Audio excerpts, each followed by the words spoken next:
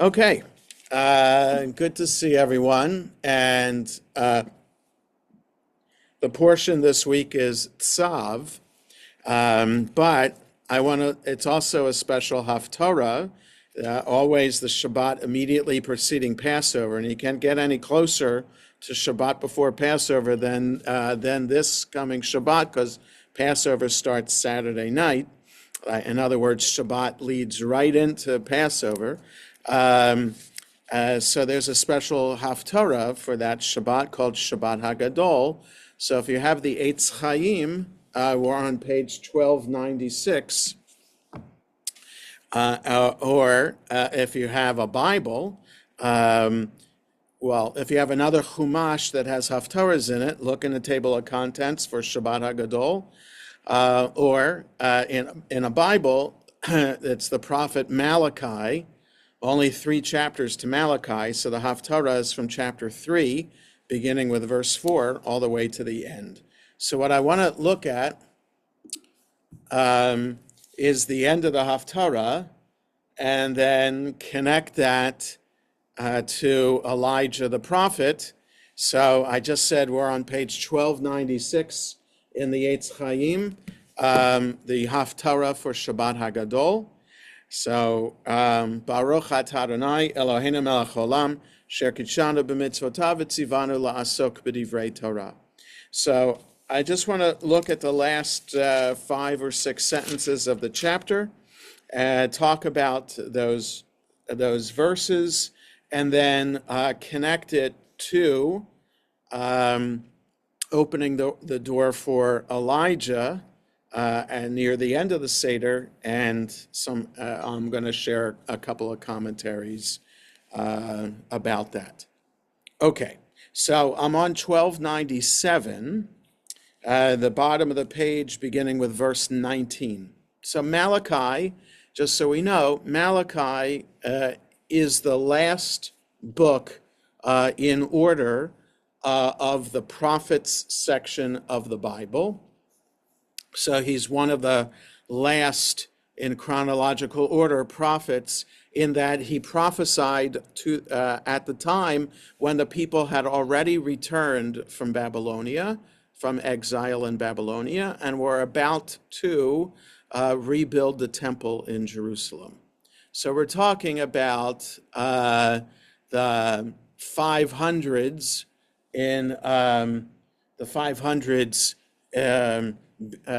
like 2,500 years ago. So that's about the end.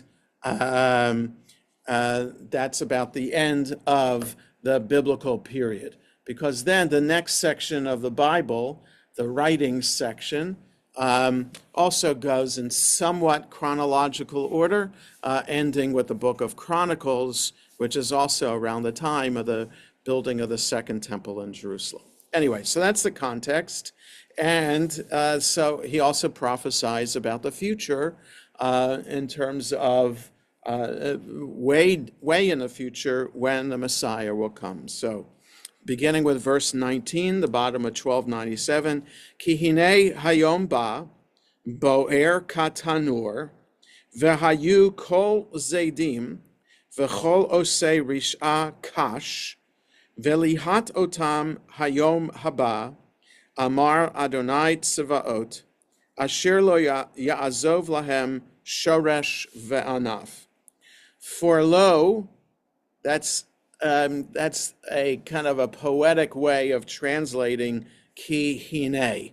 The hine is kind of a formal kind of letting us know that something is about to happen. So in English, for lo, exclamation point. That day is at hand, burning like an oven.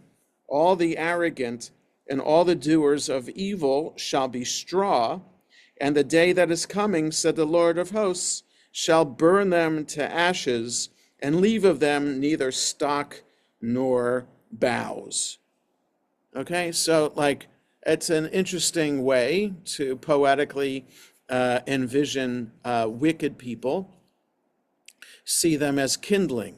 And just as kindling, you need kindling for the fire. So that's what the wicked will be. They'll be kindling for the fire.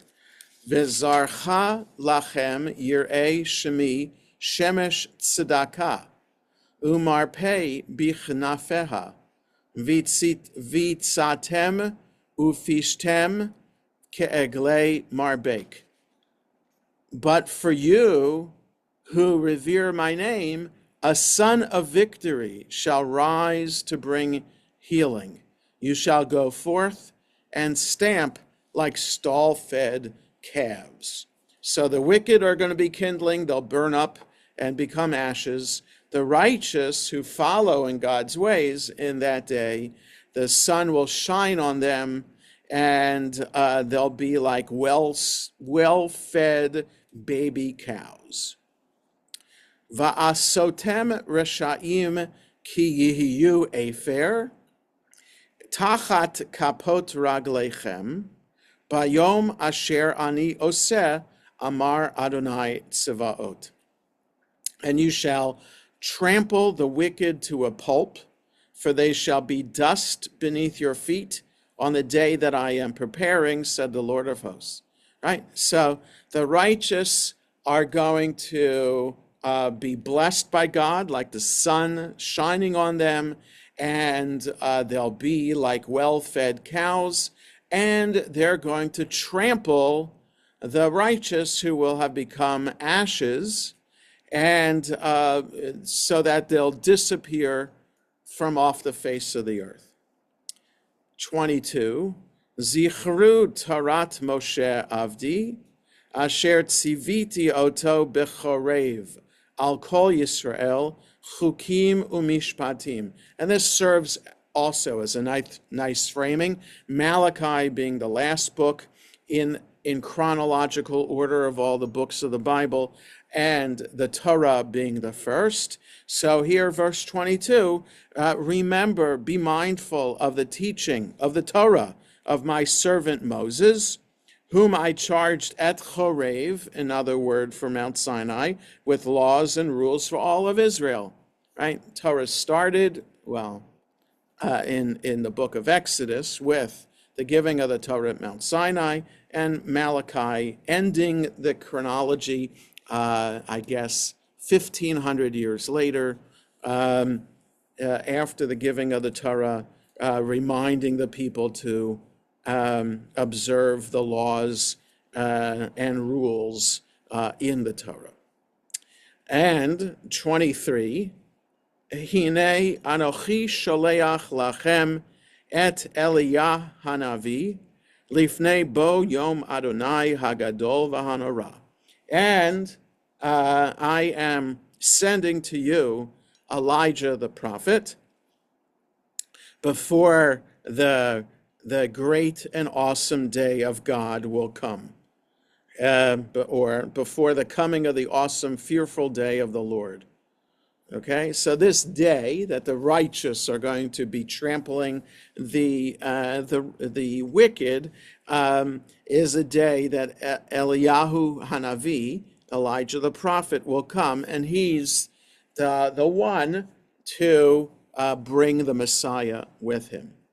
And veheshiv lev avot al banim, velev banim al avotam, pen avo vehiketi et haaretz cherem.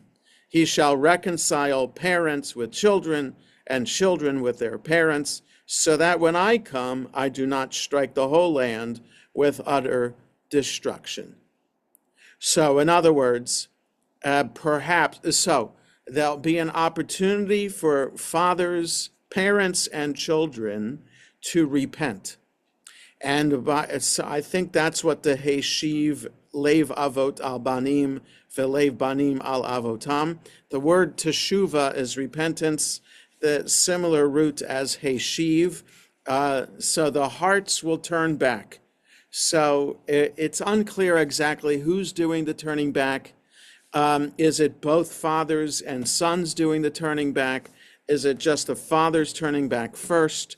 If they're both turning back, what are they turning back to? So it's unclear what. So our English says reconciling. So the English translation here already is interpreting what is happening, what is interpreting the Heshiv Lev Avot. So by the parents and children are reconciling to each other, but the literal translation, I think, gives us a better sense of what is happening, and that is that there's some kind of teshuvah going on, and parents and children will do teshuvah in order to be brought back to God, and in order that God does not strike the whole land with utter destruction. So, in other words, they'd be included among the wicked if they don't do teshuvah. Okay? So, the idea here is, and then in our edition here on 1298, verse 23 is put in a bracket there, because when it's recited as the Haftarah, the tradition is, well, two things. Tradition is that a book of the Bible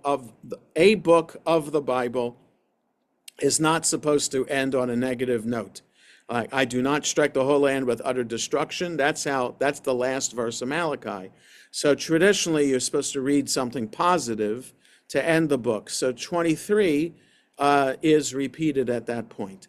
It also, then when chanting the Haftarah, 23 is really done again, and this is the last verse that is sung. This happens in the book of Isaiah, in chapter 66 of Isaiah. The same thing happens. Other books of the Bible end in this way, where the book of Ecclesiastes. Where the verse before the last verse is actually read at the end, so you're ending on a positive note. Okay, so verse 23, I am sending to you Elijah the prophet before this coming of the great and awesome day, that is the coming of the Messiah. So in some versions of the Haggadah, we have this verse included in the section in the Haggadah, after we recite Birkat HaMazon, the blessing, the grace after the meals. That's the point then and after the third cup of wine, right? We drink the third cup of wine after Birkat HaMazon, and right after the drinking of the third cup of wine, we open the door for Elijah, okay? So a key element of the Haggadah itself is opening the door for Elijah. We have a cup of wine set aside on the table. That is the Elijah's cup of wine. And the opening of the door is integral to this. Now, historically, one would... So let me say it this way. Over the centuries, we know that Jews were subject to anti-Semitism, persecution, oppression, and slaughter. And around this time of year, throughout the centuries, Jews were accused of a blood libel, like a Christian boy would go missing around this time of year, and Jews would be framed for killing that boy for the purpose of taking that boy's blood and baking matzah from it. And these blood libels, the last one was just 125 years ago, or in Russia. So there was a blood libel in Russia only 125 years ago. So, but from then and back centuries, the pogroms have been perpetrated against Jewish communities for the blood libel reason, and also because Passover always comes around Easter, right? So Easter is always the first Sunday after the first full moon after spring. Okay, so spring was March 20th, March 21st. The first full moon was 2 weeks ago, almost 2 weeks ago. The full moon actually is Saturday night, Sunday, right? When we open the door for Elijah, and if you want to step outside, you'll see a full moon. Passover is always the full moon, the 15th of the month, the 14th leading into the 15th. So if that's the full moon, Sunday night, Sunday, Easter is actually the following Sunday. So the 8th day of Passover is Easter, I believe. So I think that's what it is this year. Let me just check my calendar to make sure I'm right.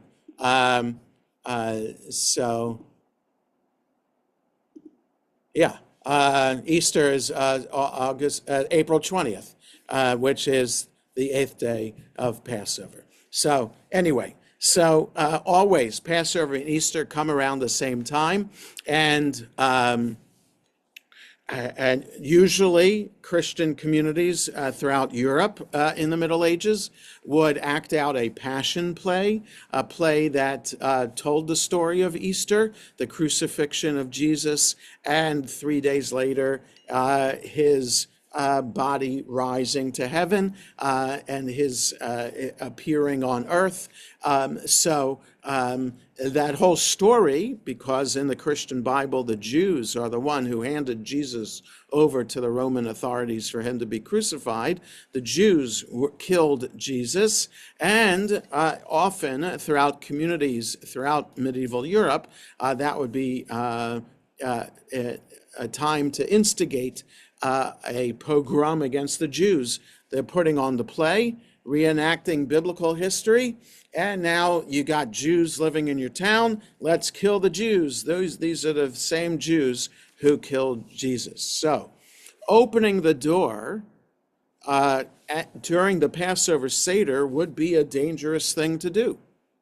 You're allowing the Christians to see what you're doing, and perhaps it's a sense of telling the Christian, we had nothing to do with killing that Christian boy. We had nothing to do with killing Jesus. We have nothing to fear because God is with us. Okay, that's what we say when we open the door for Elijah. That's what we're doing. That's what we remember historically why we're doing. We're not opening the door just to welcome Elijah in the house. We're opening the door to be in the face of our neighbors who throughout history have been our enemies.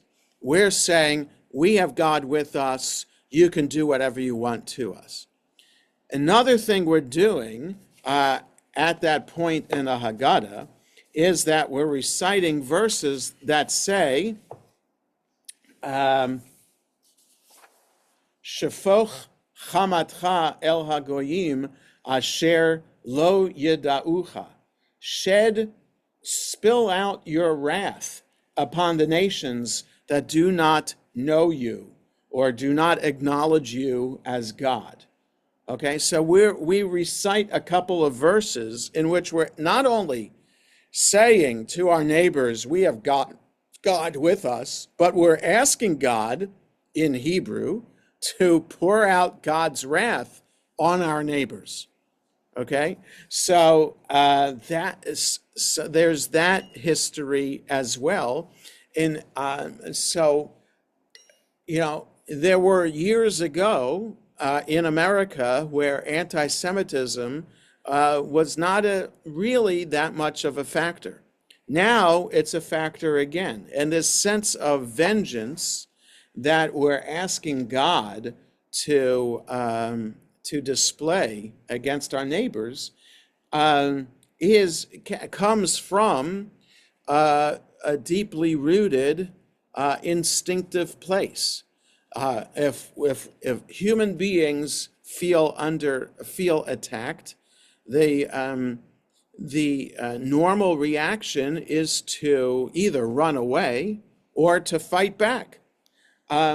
So we're asking God to fight back for us. Okay? So, and Elijah the prophet, so maybe one way of being of responding to the attacks is also asking God, well, stop the attacks and bring about the time of the Messiah. Bring about this time that Malachi just told us about, that parents and children will be reconciled and will be worshiping God once again, and the sun of God's presence will shine upon the righteous. That's what we're asking for. So, and then the Haggadah includes, at least my edition of the Haggadah includes this verse from Malachi, Hine Anochi Sholeach Lachem. The edition of the Haggadah I use includes that. Some editions of the Haggadah don't include it, but they do certainly include a reference to Elijah the prophet. So I wanted to share a couple of commentaries about this with you, about how we understand Elijah the prophet, and how Elijah the prophet was seen as a figure in rabbinic literature, like as a popular figure in rabbinic literature. So there's this edition of the Haggadah, which is called the New American Haggadah. It's old already. It's like 12 years old or more. Yeah, I think it was first published in 2012, something like that. Yes, 2012, the paperback from 2014. It's edited by Jonathan Safran Foer, with a translation by Nathan Englander, and has commentary by Nathaniel Deutsch, Jeffrey Goldberg, Rebecca Newberger, and Lemony Snicket, who, that's his pen name.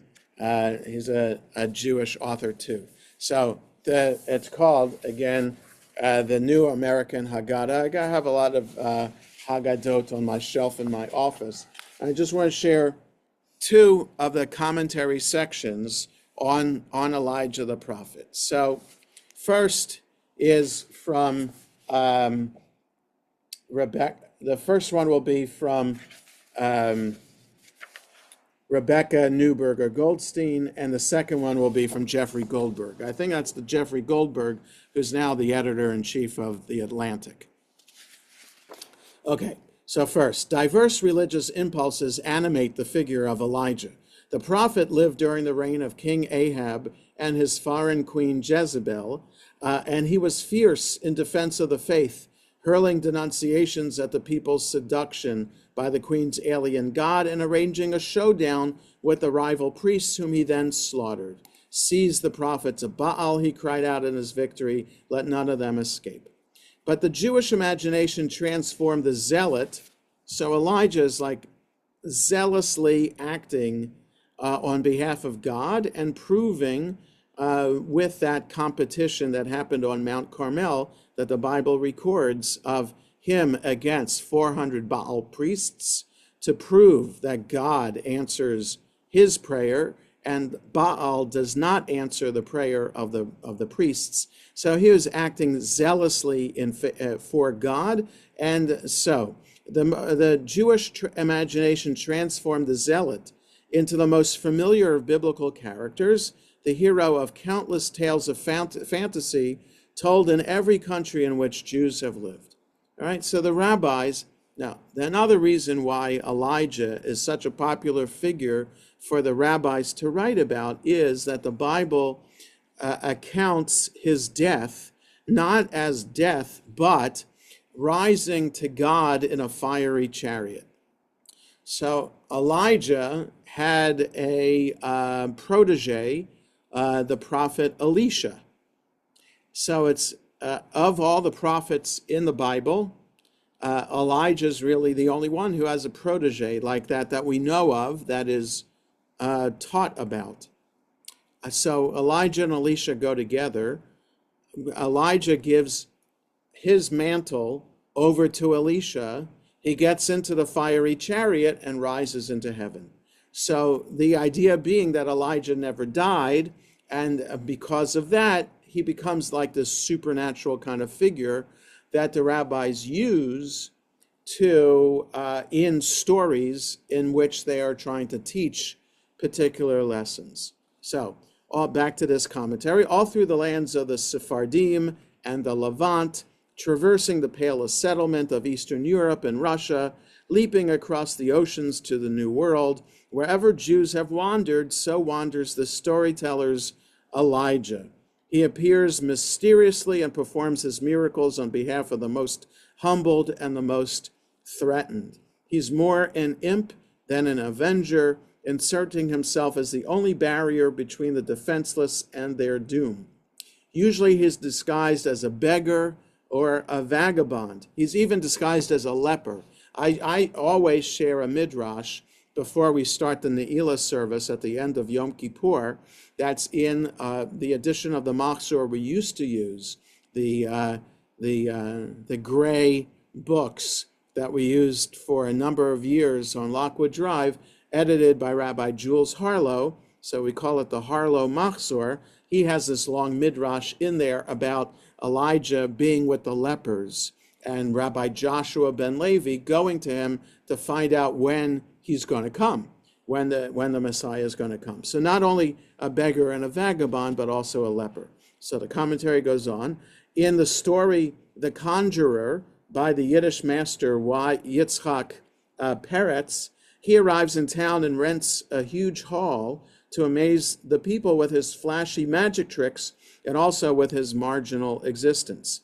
Quote, a man scrapes ducats off the sole of his boot, and he can't even afford a room at the inn. He merely whistles to bake up loaves of challah, and yet his face looks like he just stepped out of a coffin, and his eyes are ablaze with hunger, end quote. There are powerful paradoxes impressed into this figure, prodding us into asking what we want out of this life, which our hungers should be unappeasable. The Haggadah's fiery words, recited as the door stands open for the prophet, conjure up the prophet of Scripture, formidable in his certitude and seeking his justice and vengeance. Other emotions went into the storyteller's Elijah, who roams the earth, as intimate to those who await him as Jewish grieving and Jewish dreaming. When we open the door, which of the Elijahs are we hoping will enter? Okay, so there's one idea about Elijah, what we're supposed to think of. And here's this modern idea from Jeffrey Goldberg about this. We interrupt this celebration of liberation to bring you a word from Jewish history. Pour out your wrath, we demand of God. But wait, we moderns have been told that we are opening the door of Elijah as a way of signaling our readiness to work for a better time, a messianic age free of strife and unfairness. Aren't we opening the door to the poor and to the people of all nations, inviting them to come eat with us and learn with us? Well, yes, but we open doors and close doors for many reasons. In the ghettos of Europe, Jews open their doors at this moment in the Seder for two fascinating and conflicting reasons. One was to let the Gentiles see that, yes, indeed, the Jews were doing what they claimed they were doing, having an innocent meal together. No Christian children being slaughtered here, thank you very much. At the same time, employing words not understood by their neighbors, the Jews were venting their anger at the Gentiles who were making their lives misery. The anger of our ghetto ancestors was understandable. Why not let powerless people have their fantasies of justice and revenge? But should we pour out our wrath today onto societies that accept us? Or to ask the question another way, is righteous anger even aimed at ancient enemies and not our neighbors, ennobling or distorting? Anger channeled destructively can lead to vindictiveness, to a kind of constricting tribalism that sees everyone on the other side of our circled wagons as the enemy. Destructive anger is one of the great dangers of our age. Technology has, among other things, enabled the instantaneous transmission of invective. The internet is used all too often to demonize and polarize.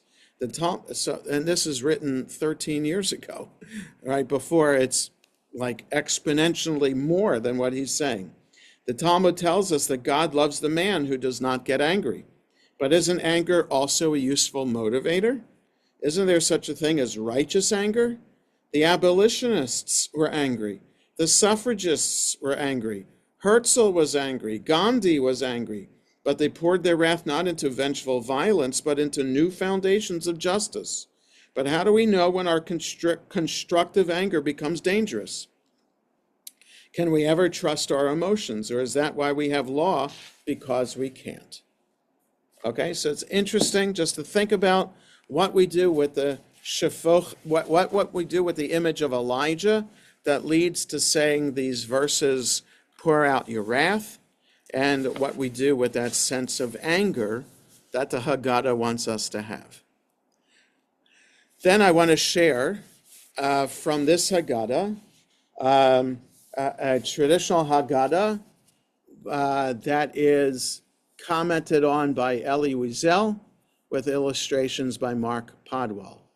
So this Haggadah is interesting because of having the Holocaust survivor and a Nobel Prize-winning author and advocate for peace, Eli Wiesel. So right after this Elijah section in the Haggadah, he has a poem that is his poem called Ani Ma'amin. So it's a long poem, but these two stanzas are just from that poem on pages 98 and 99 of this Haggadah. A camp, an inmate, a creature without a name, a man without a face, without a destiny. It is night, the first night of Passover. The camp is asleep. He alone is awake. He talks to himself soundlessly. I hear his words. I capture his silence. To himself, to me, he is saying, I have not partaken of matzot, nor of maror. I have not emptied the 4 cups, symbols of the 4 deliverances. I did not invite the hungry to share my repast or even my hunger. No longer have I a son to ask me the 4 questions. No longer have I the strength to answer. The parable of Chad Gadya is misleading. God will not come to slay the slaughterer. The innocent victims will go unavenged. The ancient wish, L'shana haba'ah b'Yerushalayim, will not be granted. I shall not be in Jerusalem next year or anywhere else. Next year I shall not be. And then how do I know that Jerusalem is there, far away, that Jerusalem is not here? Still, I recite the Haggadah as though I believe in it, and I await the prophet Elijah as I did long ago. I open my heart to him and say, welcome, prophet of the promise. Welcome, herald of redemption. Come share in my story. Come rejoice with the dead that we are. Empty the cup that bears your name. Come to us on this Passover night. We are in Egypt, and we are the ones to suffer God's plagues. Come, friend of the poor, defender of the oppressed. Come, I shall wait for you, and even if you disappoint me, I shall go on waiting. Ani Ma'amin. So, just wanted to share these different ideas about Elijah the prophet, how they've meant to different people over the centuries, and how on the Shabbat before Passover and reciting this Haftorah, we are reminded again about what the rabbis want us to think about the future and how we can bring about the future ourselves. So that's what I wanted to share today about the Haftorah for Shabbat HaGadol. I hope everybody has a good rest of the day and a happy and meaningful Passover. Next Wednesday, we will not have class because I'll have family with me during the holiday, so I'll be with them that day. So we'll meet again in 2 weeks. 2 weeks, it'll be almost Yom HaShoah, but we'll talk about the Torah study again 2 weeks from today. Chag Sameach, everybody. Chag Sameach, everybody.